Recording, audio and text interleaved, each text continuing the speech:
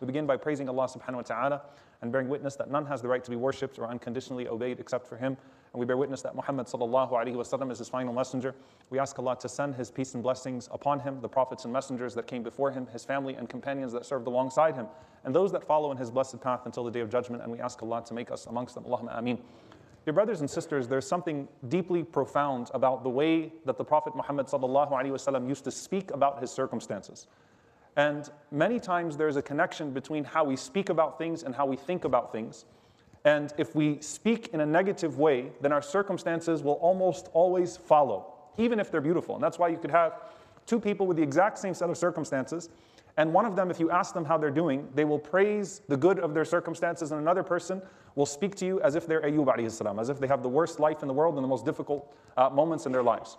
Two people with the same circumstances. Ibrahim alayhi salam, the Prophet Ibrahim, when he visited his son Ismail alayhi salam in Mecca, he visited him twice. And the first time Ibrahim alayhi salam visited, he sees a wife of Ismail alayhi salam and asks her how she's doing, and all she pointed to were the negativities, the hardships that they had.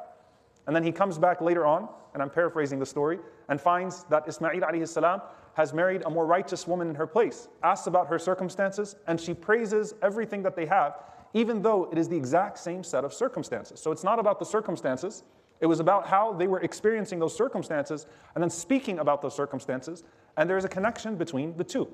So much so that Allah subhanahu wa ta'ala says, and we often kind of brush over this very quickly, وَأَمَّا بِنِعْمَةِ رَبِّكَ فَحَدِّثْ. As for the blessing of your Lord upon you, speak of it. Say alhamdulillah for it. Thank Allah for it. And be very conscious about how you speak about it. You know, when you take your sip of water and you say alhamdulillah, did you actually just internalize alhamdulillah? Alhamdulillah for the sip of water. Thank you Allah for the sip of water. There's something very powerful about that. That is a tahadduth bi ni'matillah, speaking about the ni'mah of Allah subhanahu wa ta'ala. And there's another hadith that we often quote partially, and I wanted to just focus on the last part because it's very profoundly connected to this and get to the person of the Prophet sallallahu alaihi wasallam first and how he dealt with this. The Prophet sallallahu alaihi wasallam said, look to those who have less than you, not to those who have more than you. Why? Because that will make you more content with what Allah subhanahu wa ta'ala has given to you. Stop looking at those who have more than you, look to those that have less than you. And the last part of that hadith, in some narrations, is وَلَا تَزْدَرُوا نِعْمَةَ اللَّهِ أو وَلَا تَزْدَرُوا نِعْمَةَ اللَّهِ عَلَيْكُمْ. Do not belittle the blessings that Allah subhanahu wa ta'ala has bestowed upon you. Meaning one part of the hadith is what you're looking at. The other part of the hadith is how you're talking about things. وَلَا تَزْدَرُوا نِعْمَةَ اللَّهِ عَلَيْكُمْ. Don't belittle, don't use words that belittle a blessing that Allah subhanahu wa ta'ala has given to you. And this speaks to the small things in life as well as the large things in life. This speaks to our negative self-talk and positive self-talk. This speaks to how we interact with our families. This speaks to how we interact with our communities. This speaks to optimism and pessimism. This speaks to all of those different things. وَلَا تَزْدَرُوا نِعْمَةَ اللَّهِ عَلَيْكُمْ. Don't you dare belittle a blessing that Allah subhanahu wa ta'ala has bestowed upon you. So how does that start with the Prophet Muhammad sallallahu alaihi wasallam first? I want you to just think about this hadith and sit with it for a bit. مَا عَابَ النَّبِيُّ صَلَّى اللَّهُ عَلَيْهِ وَسَلَّمَ طَعَامًا قَطْ. The Prophet sallallahu alaihi wasallam never once criticized food that was on his plate. He never criticized a morsel of food that was on his plate. Now, if you sit for a moment with that and think about this man ruled how much of the world? Sallallahu alaihi wasallam. Power, prestige, and think about our own lives. If you've gone through hard times and good times, you get a little bit more selective with your blessings, selective with your food. You rarely find people that eat to function and eat to live criticizing their food. The bread was overcooked today. The bread was no. But for us, we start, doing Yelp in our heads on every single plate of food that we eat. Right? Reviewing everything that we eat. The Prophet ﷺ, مَا عَابَ طَعَامٌ قَطْ. Do you know how amazing that is? That he never once pointed to a flaw in his food. He never once said, it's too salty, I don't like it, I didn't enjoy this. مَا عَابَ النَّبِيُّ صَلَّى اللَّهُ عَلَيْهِ وَسَلَّمَ طَعَامًا قَطْ. Not once did he ever criticize his food. Something that sounds so small, but how hard is it to practice? When's the last time you criticized your food? It might have been lunch before you got here, right? Think about that. Despite his position, whether it was a host from the outside of his home, or whether it was what his spouse put forward, whether it was someone who was from the poorest of society, or someone who was from the elite of society, if you put a garment in front of the Prophet ﷺ, if you gave him a shirt, or if you put a plate in front of him, مَا عَابَهُ صَلَّى اللَّهُ عَلَيْهِ وَسَلَّمَ. He would never point out a flaw in it. He would simply be grateful for it. And subhanAllah, look at the power of how this transforms things. We just finished speaking about Jabir ibn Abdullah radiallahu anhu, and a story that he had with the Prophet ﷺ, where he said he grabbed me by the hand and he took me to his house so we could eat together. And all they had in his house were some dried pieces of bread. They dumped them on the ground in front of him, and the Prophet ﷺ said, is there anything to dip the bread in? He said, you know, the only dip we have is al-khal, just some vinegar. The Prophet ﷺ said, ni'mal udum. What a great dip vinegar is. I mean, just right away. He didn't belittle it. He didn't say, oh, you know, I wish we had some honey.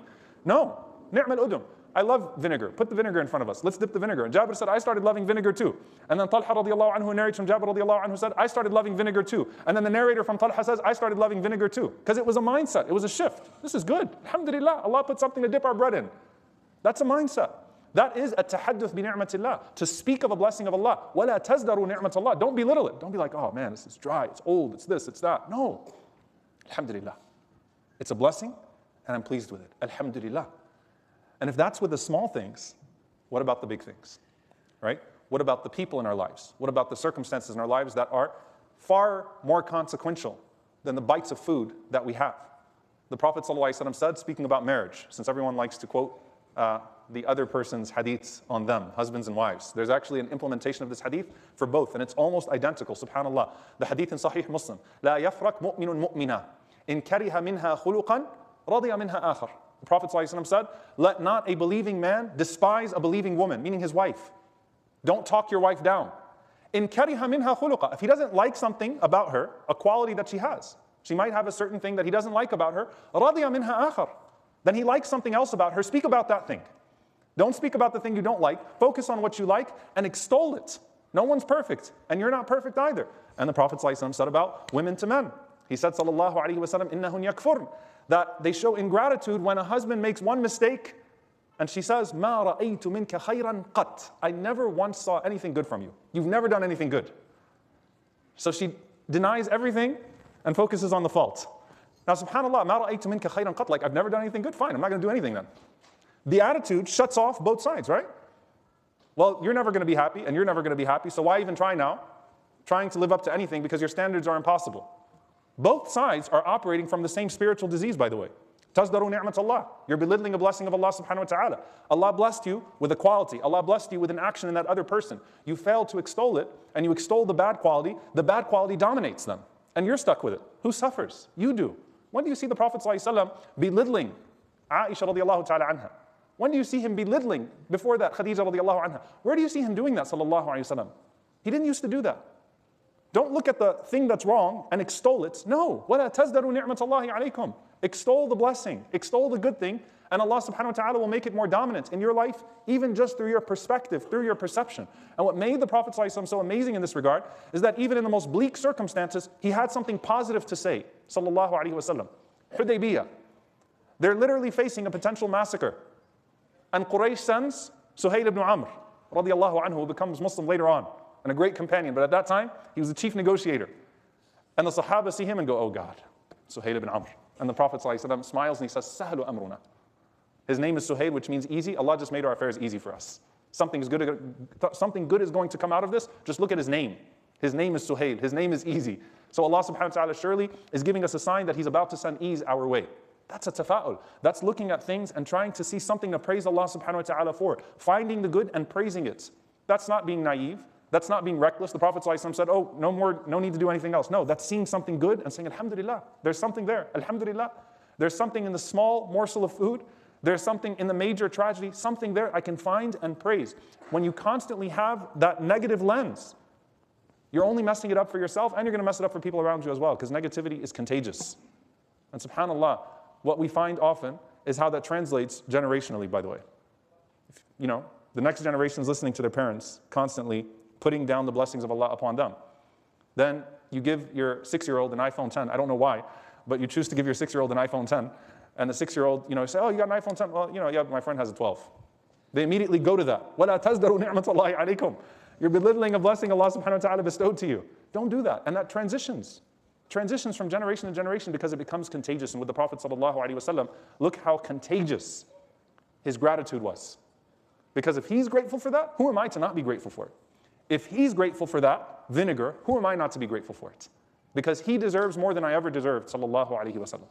And if he's pleased, I too am pleased. وَلَا تَزْدَرُوا نِعْمَةَ اللَّهِ. Do not belittle a blessing that Allah subhanahu wa ta'ala has bestowed upon you. وَأَمَّا بِنِعْمَةِ رَبِّكَ فَحَدِّثْ. Speak, reflect on the blessings of Allah in your life, with yourself and with the people around you, and make that contagious that we say alhamdulillah, and do not point out flaws. Make it a habit. Make it a habit. You know, a lot of people say, well, this is behavior. I've been like this. I always go to the negative. I immediately resort to the negative. It's not something that can change overnight. That's true.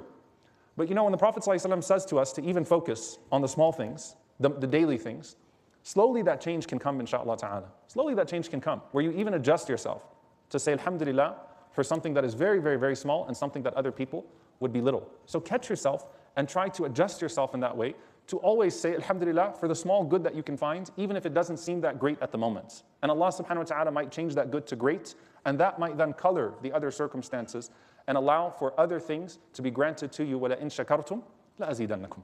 If you are grateful, I will increase you. May Allah subhanahu wa ta'ala increase us first and foremost in iman. May Allah increase us in faith. May Allah increase us in certainty. May Allah subhanahu wa ta'ala increase us in perspective. May Allah subhanahu wa ta'ala increase us in our ability to see blessing, so that when He blesses us, it becomes a blessing for us in the hereafter as well. May Allah subhanahu wa ta'ala make us from the grateful and the patient. May Allah subhanahu wa ta'ala make us from the thankful. May Allah subhanahu wa ta'ala forgive us when we belittle any ni'mah that He has given to us, especially the ni'mah of al-Islam. May Allah subhanahu wa ta'ala never make us amongst those that belittle the blessing of faith that He has given to us. May Allah never allow us to look at someone who has a blessing of this dunya and envy them while He has given us the greatest blessing of this deen. And may Allah subhanahu wa ta'ala keep us on that ni'mah of deen until the moment that He takes us. Allahumma ameen. أقول قولي هذا وأستغفر الله لي ولكم ولسائر المسلمين فاستغفروه إنه الغفور الرحيم.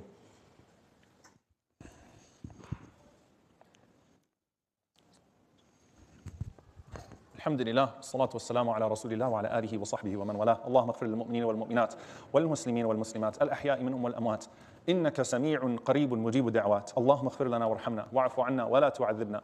ربنا ظلمنا أنفسنا وإن لم تغفر لنا وترحمنا لنكونن من الخاسرين. اللهم إنك عفو كريم تحب العفو فاعف عنا. اللهم اغفر لوالدينا رب ارحمهما كما ربونا صغارا. ربنا هب لنا من أزواجنا وذرياتنا قرة أعين واجعلنا للمتقين إماما. اللهم انصر إخواننا المستضعفين في مشارق الأرض ومغاربها. اللهم أهلك الظالمين بالظالمين وأخرجنا وإخواننا من بينهم سالمين. عباد الله إن الله يأمر بالعدل والإحسان وإيتاء ذي القربى وينهى عن الفحشاء والمنكر والبغي يعظكم لعلكم تذكرون. فاذكروا الله يذكركم واشكروه على نعمائه يزد لكم ولذكر الله أكبر والله يعلم ما تصنعون. وأقم الصلاة.